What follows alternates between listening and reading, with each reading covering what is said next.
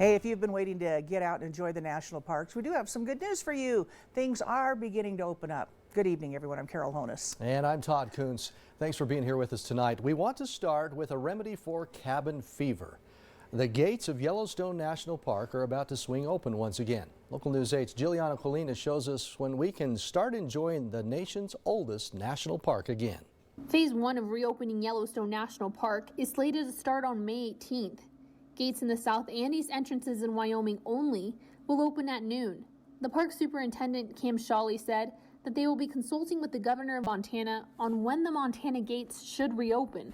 Montana currently still has out-of-state restrictions in place for the whole state.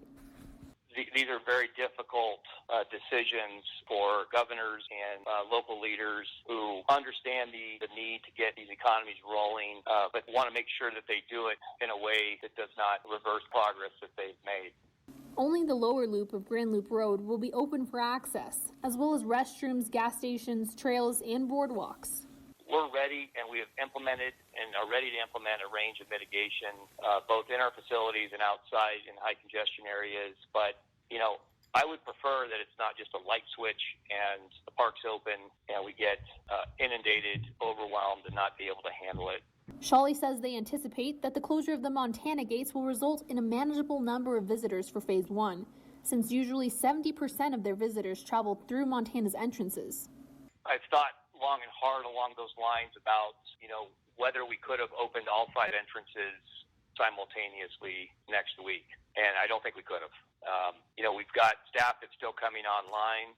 We still have mitigation measures we need to put into place. Normally, the park hires around 4,000 employees for the season. Shawley says they've cut that down to only 1,000 to begin, which will allow them to only put a safe number of employees in each housing unit. I will not put my staff at risk having them attempt to socially distance large crowds of visitors who decide not to adhere to social distancing guidance. Reporting in Idaho Falls, Giuliana Colina. The lower loop that will open May 18th will allow visitors to access Lake, Canyon, Norris, Old Faithful, West Thumb, and Grant Village. Hotels, campgrounds, tours, and full-service dining are among the many things closed until later phases.